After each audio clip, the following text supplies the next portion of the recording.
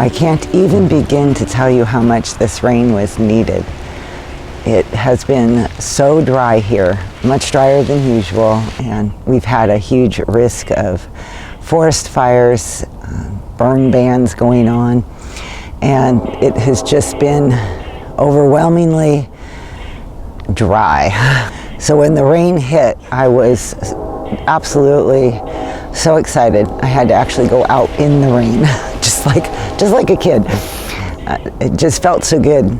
It's funny because I've lived in the Pacific Northwest my whole life, and we get a lot of rain. Where I live, we get 75 to 100 inches a year, and that is a lot of rain. And when that starts sometime in fall and then doesn't end until almost summer, you get pretty sick of it.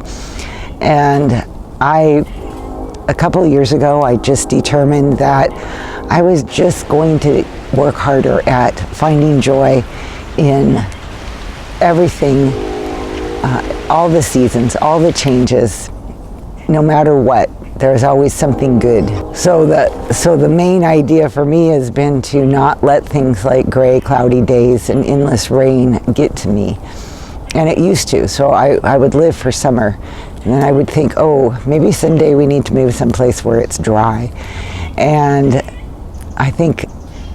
I don't know that I would have been, any more happy living someplace dry, because I would be hot and it would be dry, and we are just never satisfied as human beings. Something's always not right, not what it should be. But overall, I was surprised at how much I had missed the rain, and maybe just had a longing for the coolness of fall, the shorter days, the cooler nights. And I have to say, I have been loving all of it and finding a whole lot of joy in it at this point. I've enjoyed spending more time baking. I think that is one of the things I miss a lot during the summer. Is I don't really want to heat up everything and turn on the oven, so I don't do a whole lot of baking. So I started by making this recipe for black bean muffins. I've shared it before, and I'll certainly post a link below, but I love these muffins. It's kind of funny. You don't taste the beans at all, and they're kind of fudgy and chocolatey and not too sweet. The healthy aspect to them is that they have about 6 grams of protein per muffin. They have a lot of fiber.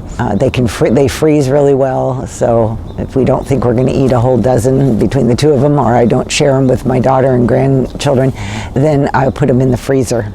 The little goats are walking behind me. The dark one is spice, and the lighter colored one is sugar. So I thought it'd be kind of a fun place to sit, because they tend to they're curious, so they tend to like to wander around, see what I'm doing. I shared recently in a video that we'd been making more trips to see my mother-in-law, and she lives farther up north in Washington, and so that's what we did. We hopped in the car and decided to head up for a few days to visit her. And the scenery on the drive there is it's really beautiful.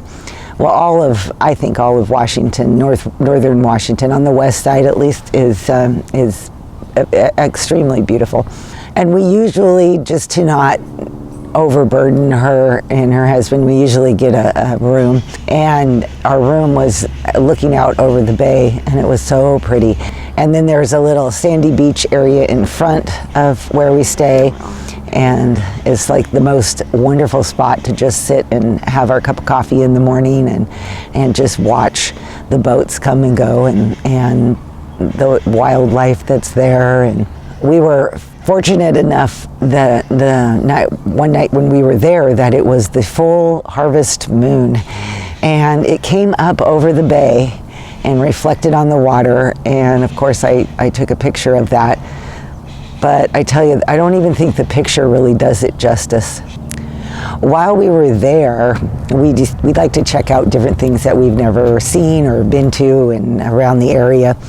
And so while we were there, we decided to go and visit a state park. It formerly was a Fort Warden, and it was a military fort, and it was very interesting. They've remodeled, kept up on some of the old buildings and the houses there, and it was quite an interesting drive. Then we drove around to a beachy area, and they had some hiking trails, and we wanted to check that out. You can see the long trail going up into the treed area above it, and so we hiked up there, and that is where I thought things got totally interesting. All the military, there was a lot of military buildings that had been used a lot during World War II. Cement buildings, they had held ammunition and bombs and things like that, and those were really cool to check out. And it was just really interesting. I had to come home, and of course, being the history lover that I am, I had to come home and kind of look up some of those buildings and get information and things like that. Also, the farther up we hiked, the better the views got. I'm not sure how long or how far we hiked, but we spent a little bit of time and really had a good time doing that.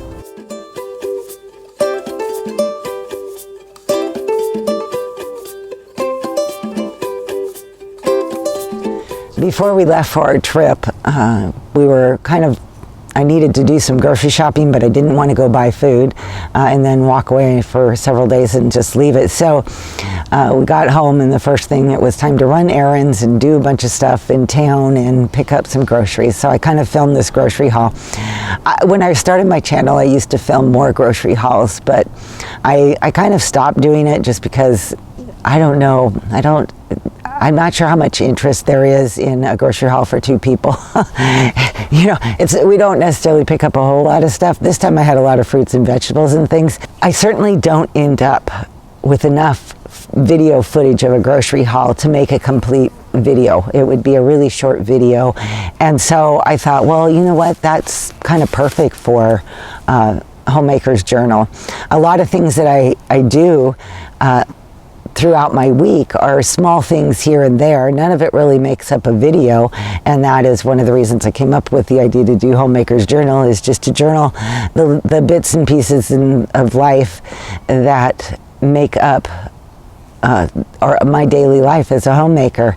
So grocery shopping was definitely one of them, and it felt good to get the food and get it back into the house. I actually had to change where I was sitting. I was starting to feel sprinkles coming down, so I guess our rainy days aren't over. Even though we started seeing more sun, the rainy days are still here, which is fine by me.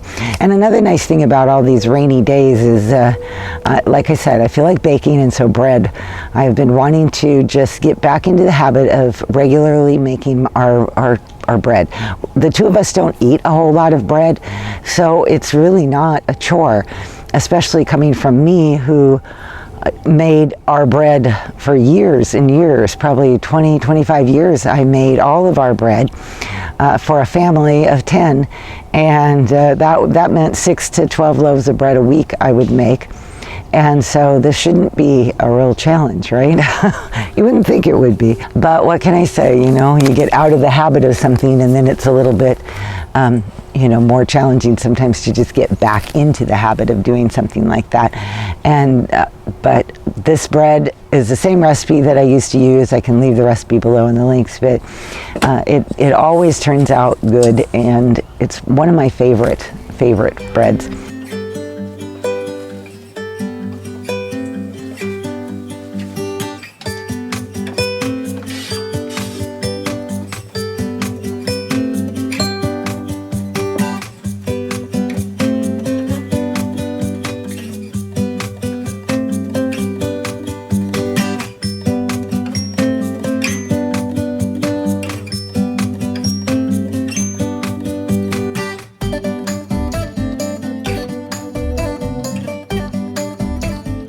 After buying the yeast at the grocery store, I feel like I am sensing some bread baking inspiration coming. So you might be seeing more videos of cinnamon rolls and dinner rolls. I've kind of got all these ideas going in my head.